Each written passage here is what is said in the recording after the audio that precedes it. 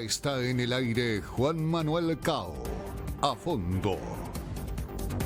¿Qué tal? Muy buenas noches. Debido a la importancia que adquiere cada día el tema migratorio y a que la semana pasada se quedaron muchísimas preguntas que ustedes nos enviaron a través del WhatsApp, hemos pedido ayuda a la doctora Elizabeth Amarán. Ya ustedes la conocen, ha estado aquí varias veces con nosotros, abogada de inmigración. Bienvenida, muchas gracias por estar acá. Un placer, Cao, muchas gracias por la invitación. Cómo nos ayuda para responder tantas dudas que hay y otras que van surgiendo por el camino. Le pedimos que no envíe preguntas hoy porque tenemos un cúmulo del viernes pasado que es las que vamos a compartir y vamos a hacerle a la doctora Elizabeth Amarán. Pero el próximo programa lo haremos totalmente en directo y usted podrá hacer preguntas, pero le digo, tenemos muchísimas preguntas. Bienvenidos a fondo.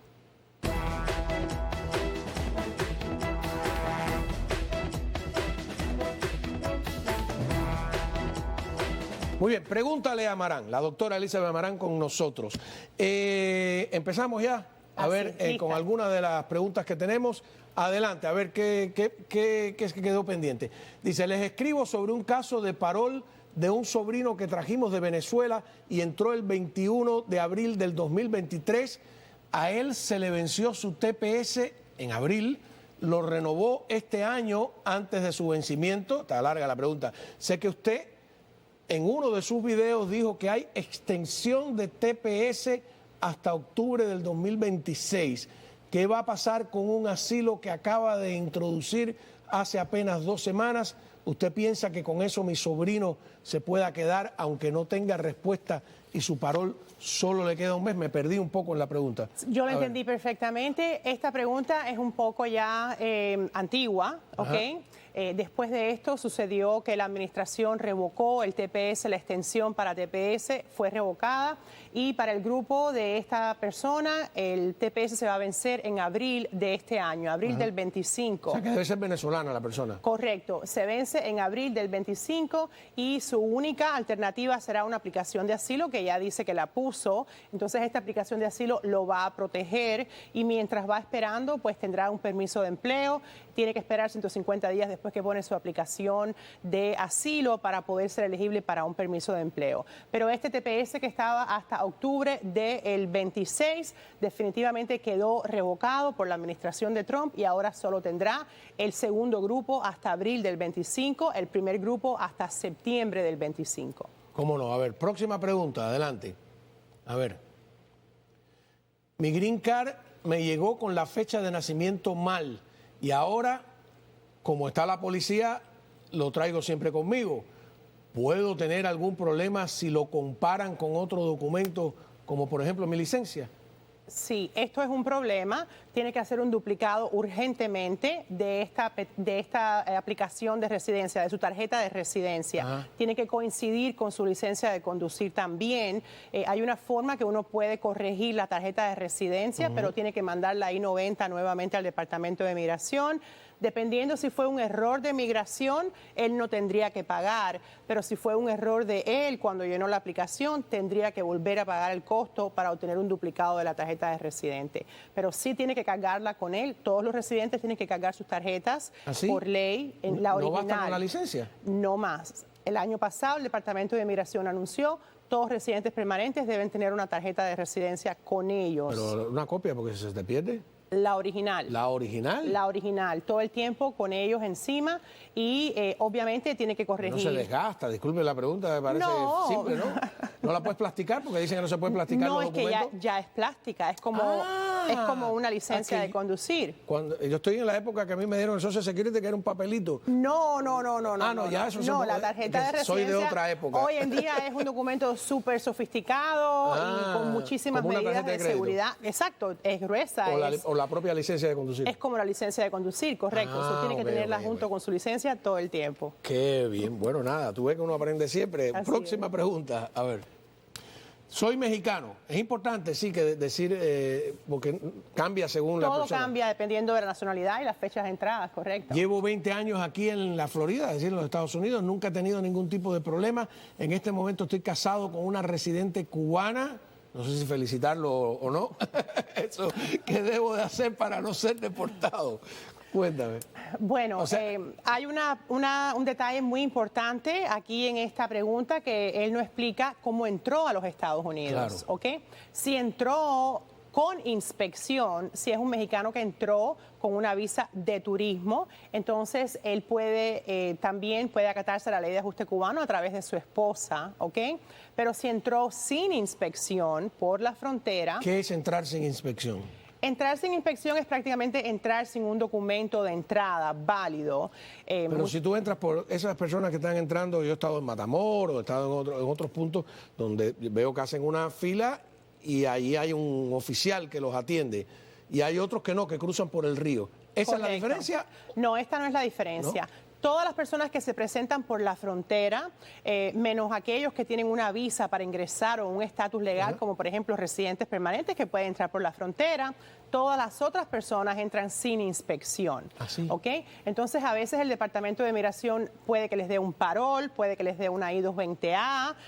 Si ya han tenido otras deportaciones, puede que les permitan entrar con una I-220B. Pero todos estos grupos se consideran que entraron sin inspección. Y en este grupo también están las personas que entran por otro lado y nunca son interceptados por ICE, por el Departamento de Migración. Entonces, depende. Si él entró y no fue inspeccionado, no le entregaron ningún tipo de parol, entonces él no puede ajustarse bajo la ley de ajuste cubano, porque la ley de ajuste cubano exige que esta persona haya sido inspeccionada y admitida, y solo si le han dado un parol en la frontera, él podrá beneficiarse. De lo contrario, la esposa que es residente tendrá que poner una petición familiar a través de una I-130, después él tendrá que aplicar para un perdón de presencia ilegal, esperar el curso y después salir a un proceso consular. Es mucho más largo el proceso si él entró Pero sin tiene solución. inspección. Tiene solución, pero es cuestión de tiempo. Claro. Ahora, yo no sé si es que estuve siempre equivocado o en mi memoria hubo una época en que el hecho de que hayas entrado y un guardia fronterizo o un oficial te haya visto ya era considerado inspección. A veces yo noto que las regulaciones migratorias cambian.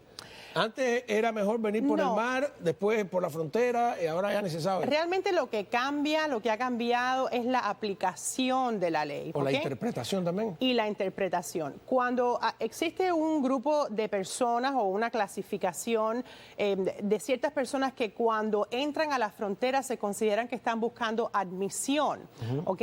Entonces a estas personas se les llama en inglés como arriving aliens, una persona que está buscando admisión, una persona que está en llegada, que se presenta en un punto de inspección determinado por el Departamento de Migración. Estas personas son los arriving aliens. No es un inspeccionado.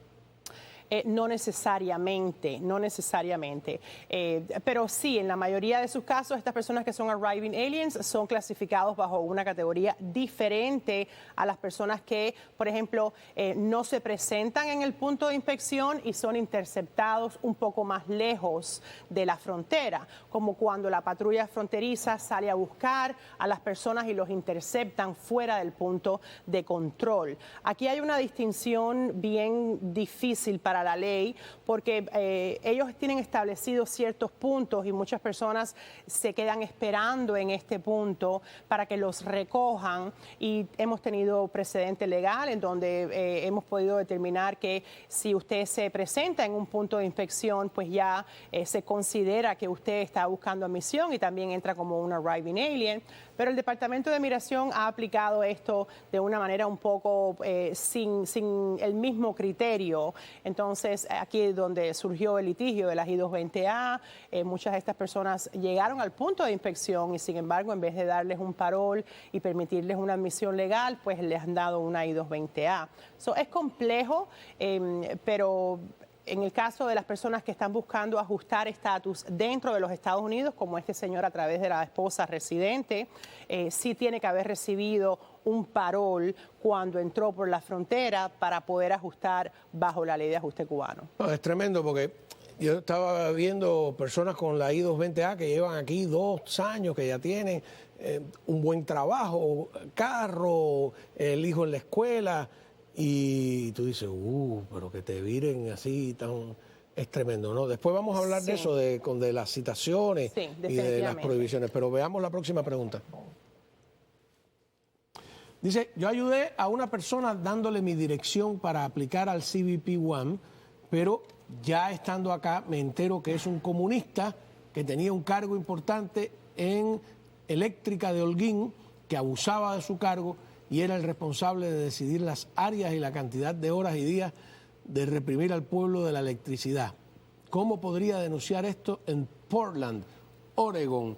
Está interesante, no había visto ese tipo de preguntas hasta ahora. Es más política que migratoria, ¿no? Sí, no, realmente este fue uno de los puntos más peligrosos de las aplicaciones del parol humanitario. Realmente la investigación acerca de que si el beneficiario era admisible o no le correspondía al Departamento de Migración antes de permitir la entrada de este beneficiario, y creo que aquí hubieron muchas irregularidades.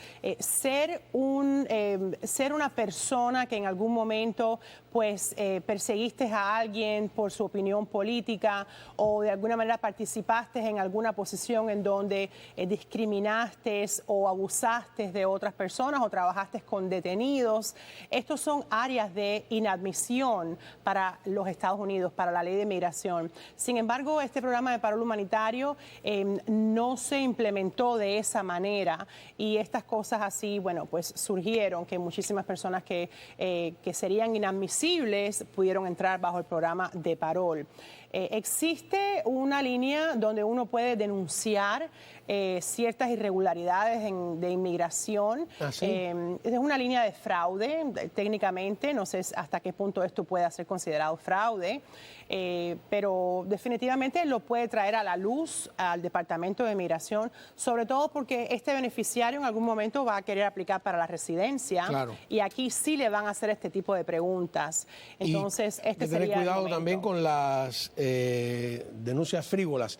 Hay una página, cuando regresemos de la pausa, yo les voy a enseñar, hay una página donde hay un número de represores que usted puede hacer allí su denuncia, no puede ser anónima, tiene que ser con nombre, apellido, etcétera. Y también ya vimos ayer que el congresista Carlos Jiménez ha entregado a Homeland Security una lista de 108 represores, miembros del Partido Comunista a niveles altos, o incluso espías o agentes de la seguridad del Estado. Volvemos para que usted le pregunte a la doctora Elizabeth Amarán. Bien, continuamos aquí con las preguntas que quedaron pendientes. Repito, no escriba ahora porque tenemos una acumulación de preguntas tan grandes que ustedes han enviado, que hemos pedido ayuda a la doctora Elizabeth Amarán, abogada de inmigración. Te agradecemos de verdad que estés un placer compartiendo tus conocimientos con nosotros y con el público. ¿Lista para la próxima pregunta? Siempre lista. A ver, antes de ir a la pregunta, disculpa, a ver si producción después me busca la página de internet donde usted puede denunciar, que lo habíamos prometido, a algún represor. ¿La tenemos ya? A ver, ahí. Represores cubanos, ¿no? Ahí hay también algunos que viven en Cuba, como ven, ¿no? Como el cantante de Buena Fe, etcétera. No haga denuncia frívola, no lo utilice para vengarse de alguien por otra razón distinta. Claro. Eso esperemos que sea serio. Y repito, vimos que algunos de ellos, 108 identificados que viven aquí en los Estados Unidos, el congresista Carlos Jiménez lo entregó a Homeland Security. Pero ahora sí, próxima pregunta para la doctora Elizabeth Amarán. Adelante. Soy argentino, importante decir. Estuve en el FBI y en el ejército, en el Army. Una tía boliviana y su esposo americano me robaron mi pasaporte americano y mi pensión del Army. Estoy en Bolivia y la embajada americana no encuentra mi nombre en el sistema. Me dieron pasaporte americano en el FBI en Nueva York en los 90. Estoy delicado de salud porque estuve en coma, soy veterano de combate, necesito su ayuda, por favor. Este está también curioso, ¿no? No sé qué decir. Bueno, en casos como esto, se le puede hacer un requerimiento de récords al Departamento de Migración. Existe un proceso que se denomina FOIA, el Freedom of Information Act, en donde uno le puede pedir todo su historial de inmigración al Departamento de Inmigración. Al parecer, él fue una persona naturalizada a través de sus servicios con el FBI y él puede hacer este requerimiento, se puede hacer con inmigración, se puede hacer un FOIA request con el FBI también y de esta manera entonces se puede lograr obtener información acerca de cómo fue que él adquirió su ciudadanía americana y con esta evidencia pues entonces pudiera pedir otro pasaporte. ¿Y si era un agente secreto? ¿Está clasificada la información? Va a estar clasificada, pero problema, sí, ¿no? pero de alguna manera el hecho de que fue agente secreto va a ser secreto, pero no el hecho de que fue naturalizado. Ok. Miami es el planeta de los espías también. No, pero bueno, este está en Bolivia, ¿no? No tiene nada que ver con eso. Vamos a la próxima pregunta. Adelante. Si una persona con residencia, esta es concreta, tiene un DUI, por bebida alcohólica, claro. Bueno, no, porque creo que puede tener un DUI también por otro tipo de droga, ¿no? Cualquier tipo de sustancia que sea que de alguna manera le afecte su funcionamiento. A ver, ¿cómo era la pregunta? Sí puede aplicar para la ciudadanía un residente que tiene un DUI por bebida alcohólica. Depende, ¿ok? Normalmente un DUI dentro de los 5 años que el Departamento de Migración está pidiendo para buen carácter moral, no necesariamente va a ser un impedimento para la naturalización. Habría que ver si con este DUI la persona tuvo un accidente, si lesionó a otra persona o si abandonó la escena si tuvo un accidente, se abandonó la escena. Hay muchas cosas que se pueden manifestar durante un DUI, pero normalmente si fue encausado como un ticket de tráfico, ¿ok? No debería ser un impedimento para la ciudadanía y también habría que ver dentro de qué periodo estuvo. El Departamento de Migración tiene un periodo estatutorio de 5 años antes de la aplicación, en donde normalmente ellos van a mirar que usted haya tenido... Si pasaron 10 años, no tienes que reportarlo. Tienes que reportarlo, más no será un impedimento. Claro, ahora yo he visto algunos abogados aclarando que fabricar un accidente para defraudar a una compañía de seguros, o sea, cometer fraude, es un delito a la moral y un DUI no es un delito a la moral, por lo tanto un fraude es más grave. Definitivamente. El DUI se considera un delito regulatorio, ¿ok? Estás infringiendo una ley de tráfico, ¿ok? Sin embargo, el fraude con este escenario de accidentes sí es definitivamente un delito de falta de carácter moral. No solo no puedes aplicar para la ciudadanía, sino que también casi es muy fácil en estos casos que la pérdida sea más de $10,000. Y si este es el caso, ya automáticamente esto va a ser catalogado como una felonía con agravante. Entonces, no solo te puedes encontrar con la situación en que no te den la ciudadanía, sino que te comiencen un proceso de deportación para quitarte la residencia. Y ya el proceso sería mucho más complejo porque tendrías que aplicar para un perdón y no todo el mundo califica para el perdón. Definitivamente hay una gran diferencia. Así que, muchachos, tranquilito, que Tranquilos, no está el horno nunca. para pastelitos, decían en mi pueblo. Así es. Vamos con la próxima pregunta. Soy cubana, llegué por parol y tengo una reclamación por reunificación de mi mamá. ¿También tengo que pedir asilo? Bueno, si estamos hablando del programa de parol humanitario, ¿ok? O el programa de parol de reunificación familiar. ¿Cuál es la diferencia? Realmente fueron 2 programas diferentes que la administración de Biden estableció, ¿ok? Pero la del parol era aquellas personas que entraban con un patrocinador que les invitaban a entrar. ¿El que siempre existió? Siempre no, con Biden, ahora la administración de Biden. No, digo que se llegaba con parol siempre, ¿no? Desde los años 60. Vino con un parol.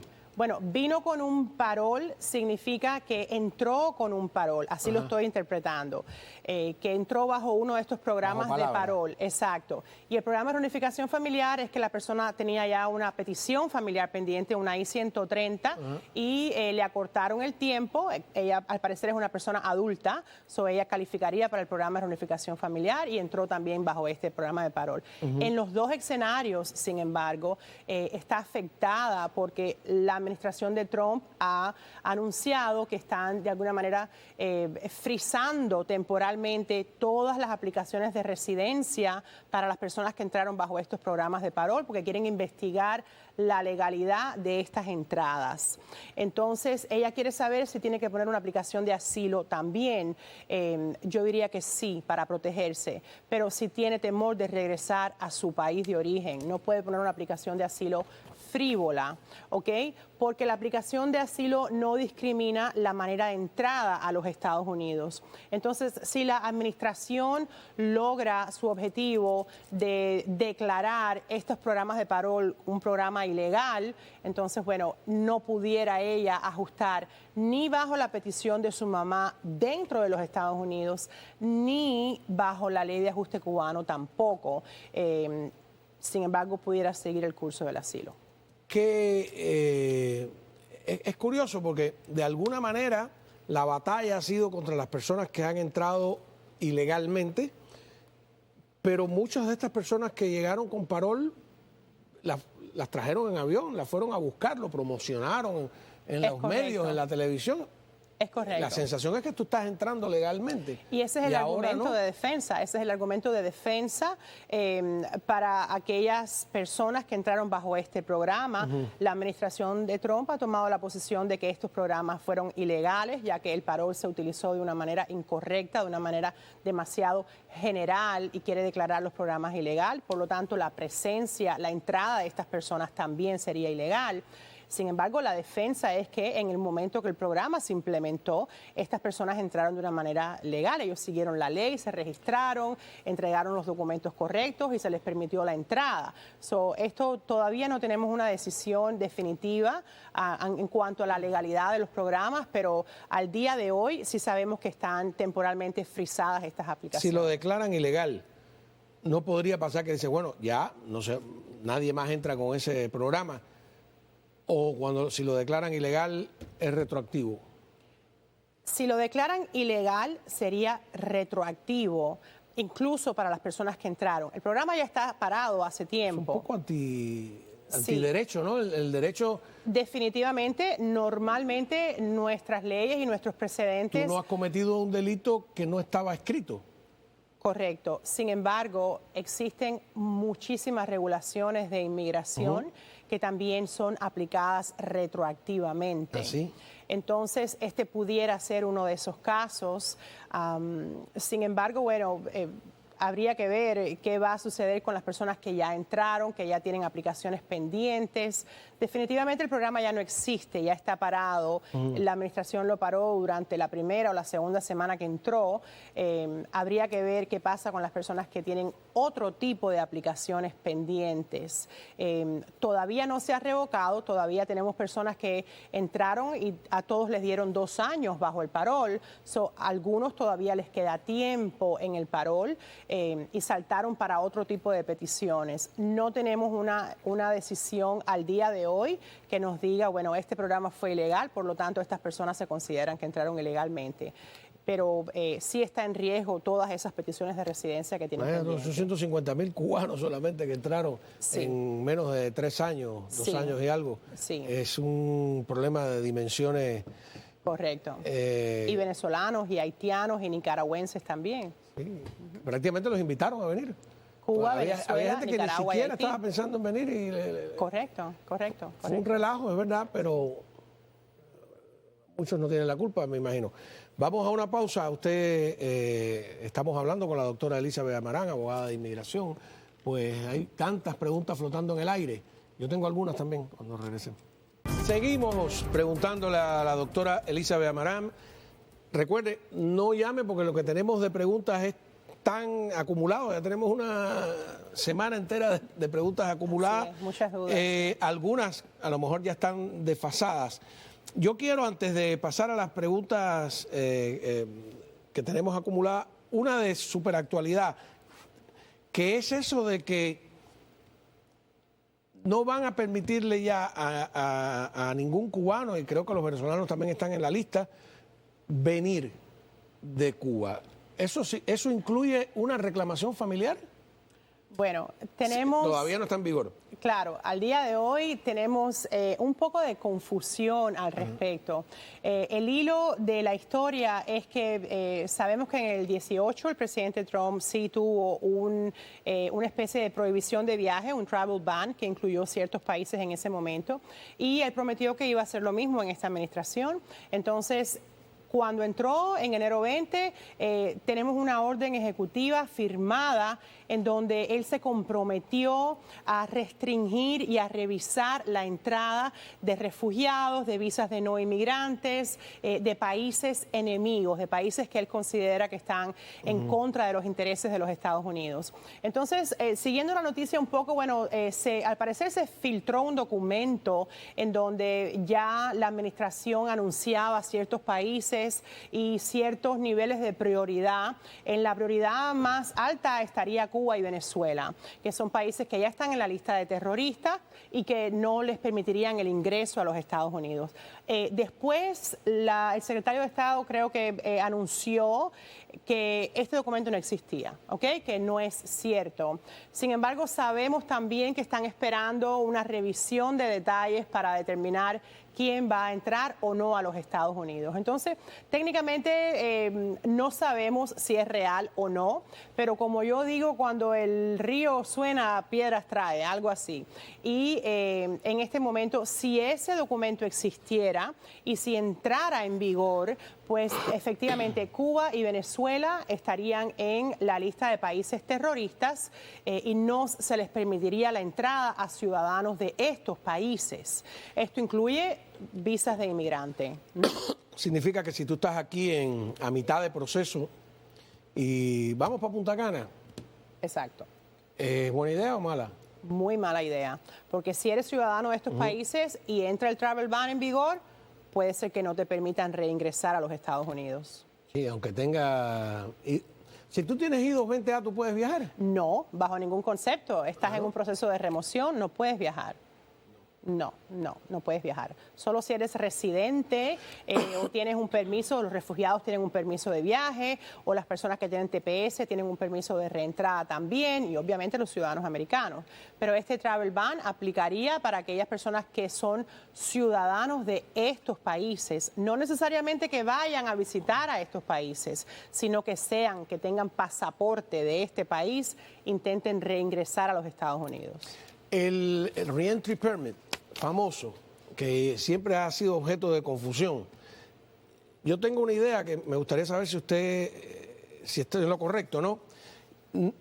No te lo pide Estados Unidos, son algunos países los que te piden un permiso de reentrada, un Reentry Permit, para garantizar que tú no te les vas a quedar ahí. ¿Eso es cierto? Bueno, el Reentry Permit no tiene nada que ver con la visa que un país te pueda exigir para entrar a su país. El Reentry Permit es de los Estados Unidos. Es un documento que el Departamento de Migración te extiende para garantizar tu reentrada a los Estados Unidos. Ahora, secundario a esto, muchos países quieren asegurarse de que tienes autorización para reingresar a los Estados Unidos. Entonces, obviamente, antes de pedirte la entrada o tú montarte en un vuelo, te van a pedir, bueno, o una visa o una tarjeta de residente o tu pasaporte americano o un Reentry Permit. Pero no porque sea una obligación de ese país, es un documento de los Estados Unidos, emitido por los Estados Unidos. Residentes que viajan sin un Reentry Permit. No lo necesitan. Los residentes no necesitan, a no ser que estén... Que el país te lo pida. No. ¿No? A no ser que te vayas a quedar fuera más de, por ejemplo, ya más tiempo del autorizado. Muchos residentes lo piden más de 6 meses porque están de alguna manera emitiendo su intención de reingresar a los Estados Unidos. Incluso ciertos trabajos y ciertos estudios a veces requieren que la persona se quede más de un año. Pueden pedir el Reentry Permit para poder Porque ingresar cuando nuevamente. yo no era ciudadano que viajaba por trabajo como residente, fueron los otros países los que me lo pidieron. Por ejemplo, Costa Rica me lo pidió como una garantía de que yo tenía permiso para regresar. Puede ser, desconozco específicamente lo que cada país pueda exigir. Y otros no lo pedían. Normalmente no es el país el que lo pide, a no ser, por ejemplo, que el país te exija una visa. Si eres ciudadano visa. Exacto, si eres ciudadano cubano y estás viajando con una residencia americana, exacto, ese país no le permite entrada a los ciudadanos cubanos a no ser que tengan una visa. Pero si eres residente, pues el reentry de pronto serviría para aclararle a ese país que no tienes intención de quedarte acá. Claro que sí. Vamos. Próxima pregunta, a ver. Menos enredada que la mía. Tengo una carta de deportación del 2011 y yo mismo, después de salir de prisión, me hice una cita en internet para firmar y poder sacar mis papeles para empezar a trabajar. Yo entré al país en el 2003. Quiero saber qué riesgo corro. Ahí habría que averiguar, no sé si tiene que ver la nacionalidad o no. Bueno, realmente es importante, pero más importante es que esta persona ya tiene una orden de deportación. Entonces, no importa de qué año sea la orden de deportación, sabemos que la administración ha anunciado y ICE tiene directivas de que todas aquellas personas que se presentan con una orden de deportación final a una supervisión están sujetos a ser detenidos para procesar una posible deportación. ¿Fue una buena idea autocitarse? ¿Hacerse una cita el mismo? Realmente en su momento sí es una buena idea porque después que tienes una orden de deportación, este es el último instrumento que te queda para poder pedir un permiso de trabajo y tener una licencia válida. Tienes que estar bajo una orden de supervisión con una fecha específica de supervisión y basado en estas fechas es que te van a dar un permiso de empleo y una licencia. Entonces muchas personas hacen estas citas precisamente para poder obtener estos documentos, además que la ley así lo requiere si estás con una orden de deportación. Lo que pasa ahora mismo es que si tienes esta orden de deportación y no estás haciendo nada colateral para atacarla o encontrar otro beneficio, entonces sí estás sujeto a que te detengan y posiblemente te deporten. Cuando tienes una orden de deportación o estuviste preso, ¿tienes regularmente que ser supervisado? Siempre. Sí. La ley requiere que después que tengas una orden de deportación, entres en un proceso de supervisión con ICE.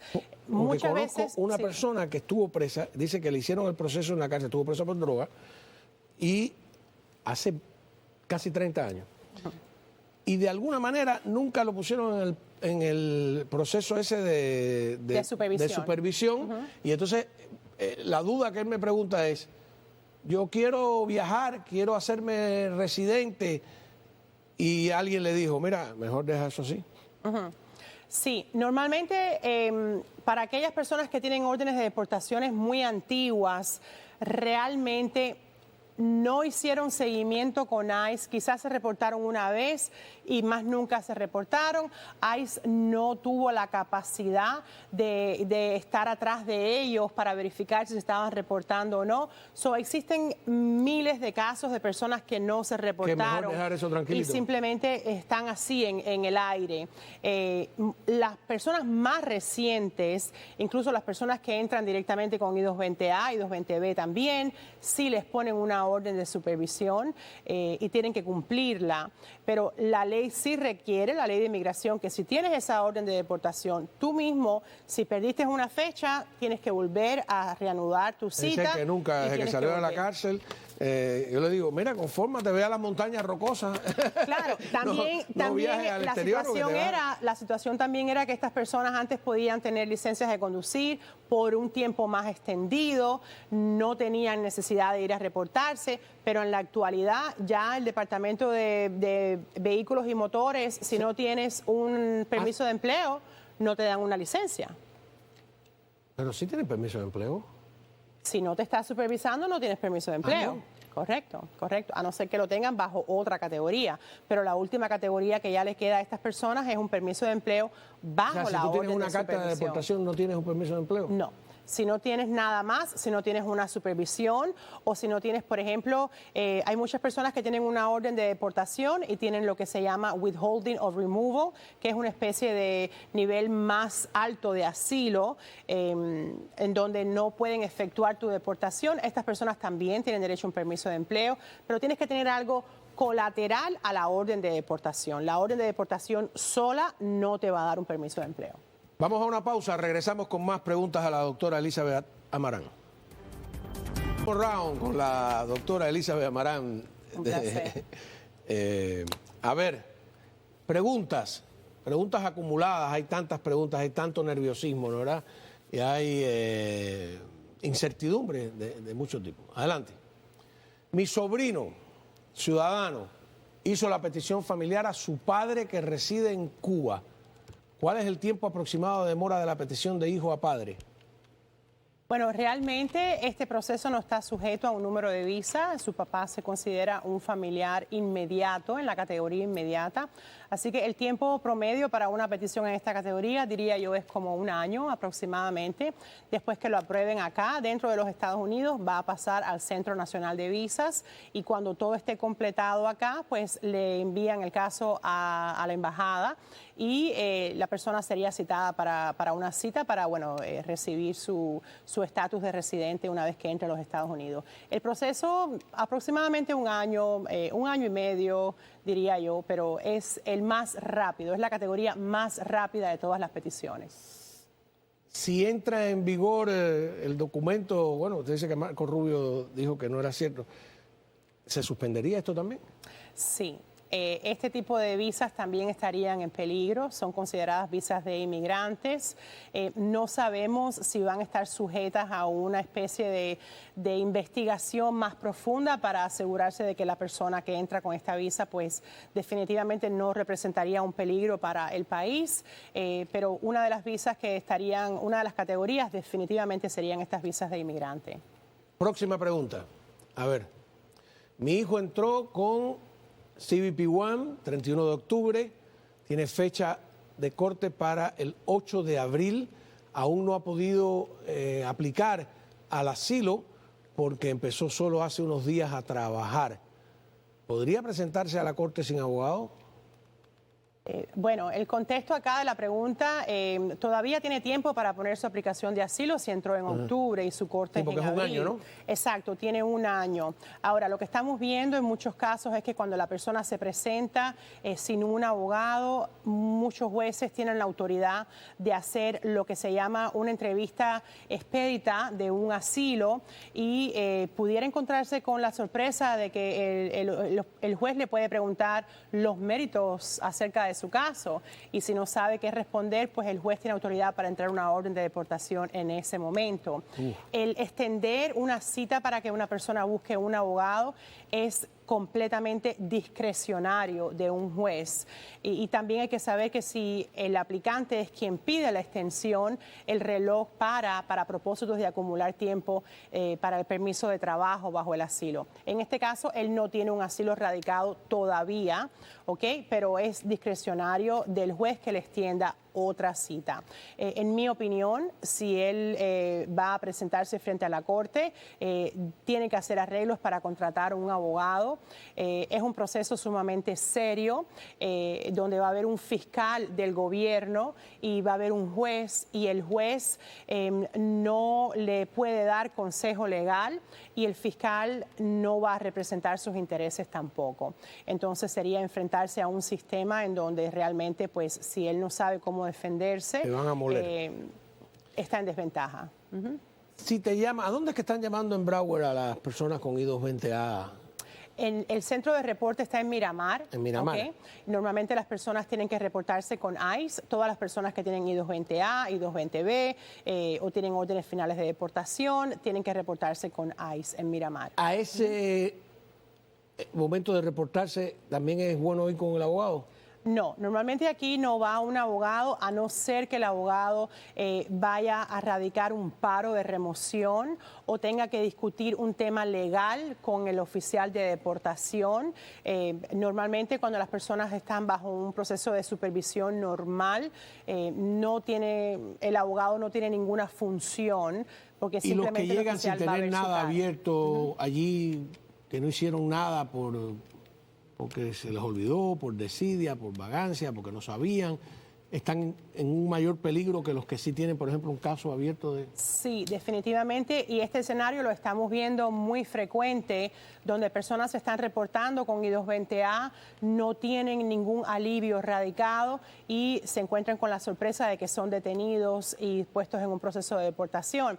Hay que recordar que la I-220A es un instrumento que le permite a la persona salir para presentar una defensa. Si saliste bajo la I-220A y no pusiste ¿Saliste de dónde? ninguna... ¿De la cárcel? No, cuando te detienen en la frontera, cuando entraste, si saliste de esa detención, de esa custodia bajo I-220A, es para que presentes una defensa. Si no la presentaste, pues no tiene sentido que estés dentro de los Estados Unidos. Ya entendí. Exacto. Esta es la razón por la cual muchas personas están siendo detenidas. Exacto. Próxima pregunta. Yo quiero hacerle la reunificación a mi niño que tiene 8 añitos, pero tengo miedo por todo lo que Trump dice. ¿Qué usted me recomendaría hacer? ¿Le aplico ya antes que todo empeore? O sea, hace la solicitud, espero a ver qué pasa. Bueno, definitivamente aplíquele ya, porque pase lo que pase, pues esa petición tiene que pasar un curso. Claro. No sabemos si es un ciudadano pidiendo a un niño o un residente pidiendo a un niño pequeño. De cualquier manera... Hasta ahora Trump no se come a los niños todavía, ¿no? Digo yo, por todavía, todo lo que pero no es sabemos. increíble porque también refleja el ambiente que se está viviendo, ¿no? Sí, las personas tienen mucho temor, pero estas regulaciones están bajo leyes dictadas por el Congreso, la petición familiar, el derecho de un ciudadano americano a traer un hijo, todo esto es algo que realmente, bueno, no puede ser molestado, tocado por Trump en este momento. Mi consejo sería que sí, que ponga la petición. Que va avanzando. Igual va a avanzar, igual esto lleva tiempo y si pasa que no le permiten la entrada en un momento futuro, pues habrán otras rutas en ese momento. Pero al presente sí debería poner esa petición para el niño. Nos quedan 30 segundos de respuesta. Vamos a ver cómo está usted en la rapidez de responder esta última. Espero que la pregunta sea concreta. Soy residente desde el 97, lotería de visa. ¿Puedo viajar a República Dominicana sin ningún problema? Porque dicen que los residentes no pueden viajar. Bueno, depende si entra el travel ban, no veo ningún problema. El único problema pudiera ser que fuera cubano, que viajara a República Dominicana y no le permitieran entrar porque está en el país que es designado dentro del travel ban. Si no designan a Cuba en el travel ban, definitivamente puede ir a disfrutar a Punta Cana y regresar. Travel ban es esta orden... La prohibición de viajes. Prohibición de viajes completa. De viajes, eso todavía no está en vigor, no sabemos. Pero para ser precavidos, yo diría que por ahora vamos a esperar a ver qué pasa, si es cierto. Aguanta Punta Cana por ahora. Tómate la presidente aquí. Que vaya a los Cayos por ahora. Tranquilo. Muchísimas gracias, doctora, de verdad, por haber compartido con nosotros, por haber también contestado las preguntas acumuladas. La próxima vez las tendremos en vivo y en directo. No se vayan, porque a la vuelta vamos a repetir, porque mucha gente ha querido verla de nuevo, la entrevista que tuvimos con este ingeniero aeroespacial que desde Cabo Cañaveral, en el momento en que los 2 astronautas que fueron por 8 días y se pasaron más de 8 meses, creo que más de 9 meses en el espacio, fueron rescatados por la compañía de Elon Musk. Así que regresamos enseguida en...